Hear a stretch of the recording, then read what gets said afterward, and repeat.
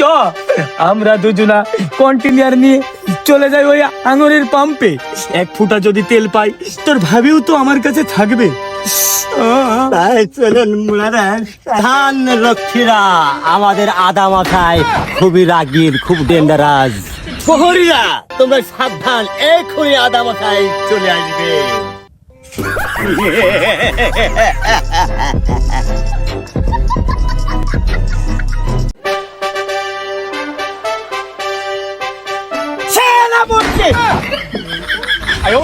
বলুন মুরারাজ। তুই রাজা না আমি রাজা? তুই আমার সিংহাসনে বসিস? না মহারাজ, টেনশনে ঘুমিয়ে গিয়েছিলাম, আপনি একটু বসেন মহারাজ। সেনাপতি, তুমি কিসের এত টেনশন করো? কি বলবো দুঃখের কথা মহারাজ, সারা মেহেরপুর বাসী, গ্রামবাসী তাদের মোটর সাইকেলের বাইকের জন্য 1 ফুটা তেল পাচ্ছে না। কন্টেনার নিয়ে যাচ্ছে তারা, তবু তারা 1 ফুটা তেল পাচ্ছে না। ঘন্টার পর ঘন্টা 15 দিন থেকে লাইন দিচ্ছে মহারাজ। তোর দুঃখ আমি বুঝতে পারছি সেনাপতি, কিছু করার নেই।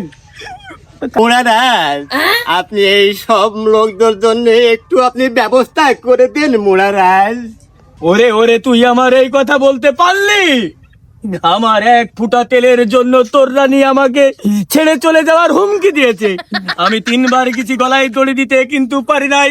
আমার বিবেকে বাধা দিচ্ছে, এই কারণে। তুই আর এই কথা বলিস না, আমি খুব কষ্ট পাচ্ছি। রাজা মশাই, আগে আমাদের বেতন দেন। দেখো দেখো সেনাপতি, এমনি অভাবে পাচ্ছি না, আরো যাচ্ছে বেতন। রাজা মশাই, একটু খেলা হয়ে দাঁড়ান।